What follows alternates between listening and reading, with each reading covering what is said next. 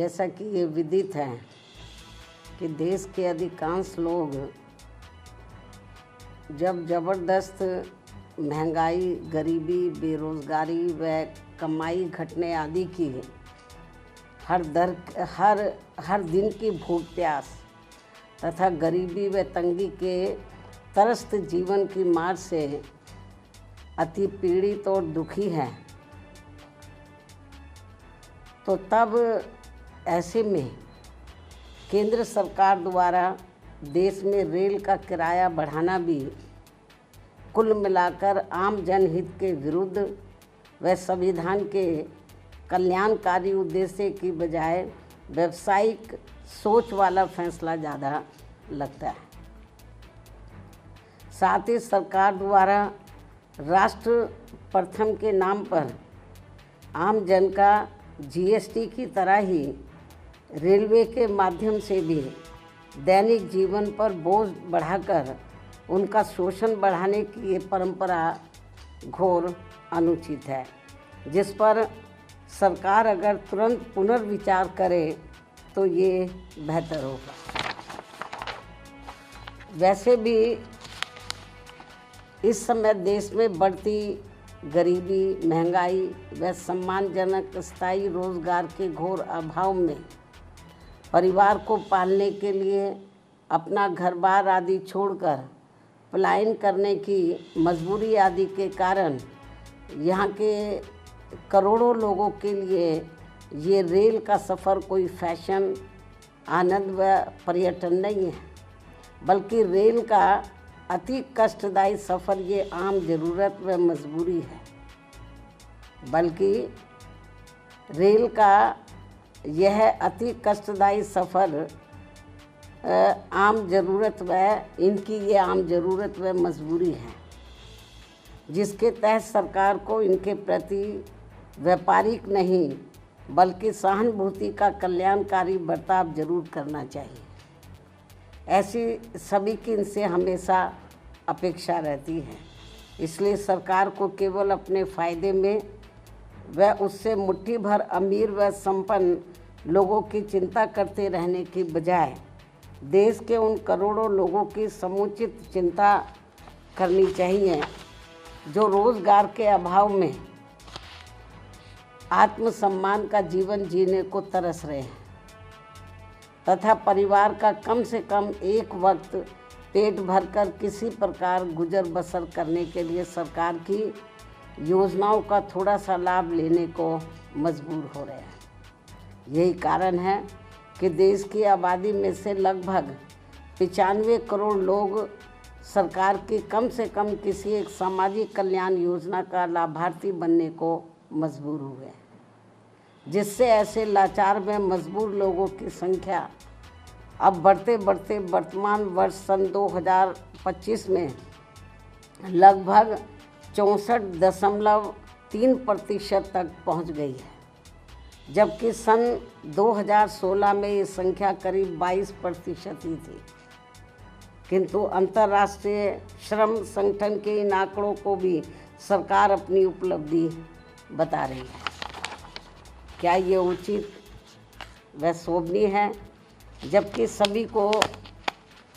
ये मालूम है कि सरकारी योजनाओं का थोड़ा सा लाभ लेने के लिए ज़रूरतमंद लोगों को कितनी भागदौड़ व परेशानी झेलनी पड़ती है। इसके अलावा प्रदूषण नियंत्रण के नाम पर भी देश में आए दिन खासकर इन करोड़ों गरीब मेहनत कश व मध्यम वर्गीय शहरी जनता को जो इन्हें अत्यधिक शोषण व परेशानी का सामना करना पड़ रहा है, तो उस पर भी केंद्र व खासकर दिल्ली सरकार को भी उचित ध्यान देना बहुत ज़रूरी हो गया है। वास्तव में लगभग 100 करोड़ से अधिक गरीब लोगों के भारत देश में वाहन प्रदूषण रोकने के लिए उसकी जीवन सीमा पर सख्ती से अनुपालन के अलावा और भी दूसरे बहुत सारे उपायों पर सरकार द्वारा अमल किया जाना चाहिए, जो ये बहुत ज़रूरी है, ताकि इस ट्रांसपोर्ट के उद्योग धंधे में लगे करोड़ों परिवार वालों के जीवन को और अधिक तंगी और परेशानी वाला होने से बचाया जा सके। साथ ही दिल्ली की सरकार द्वारा गरीब व दूसरे प्रदेशों से भी, खासकर यूपी, बिहार व बंगाल आदि राज्यों से रोटी रोजी के लिए पलायन करने वालों को यहाँ बिना कोई दूसरी व्यवस्था किए हुए उन्हें जिस बेरहमी से उजाड़ने का ये जन विरोधी रवैया अपनाया जा रहा है, अर्थात उनकी झुग्गी झोपड़ियों को जो तोड़ा जा रहा है जिस बेरहमी से, तो ये अति दुखद व शर्मनाक भी है। लेकिन दिल्ली सरकार बहाना क्या बनाती है कि हम कोर्ट के आदेश का पालन कर रहे हैं, लेकिन माननीय कोर्ट ने ये नहीं कहा कि जिनको आप उजाड़ रहे हैं तो उनकी आप दूसरी व्यवस्था किए बिना ही उनको उजाड़ दें। कोर्ट ने ज़रूर कहा है कि आप इनको हटाइए, लेकिन कोर्ट ने ये नहीं कहा कि आप इनके लिए दूसरी व्यवस्था ना करें।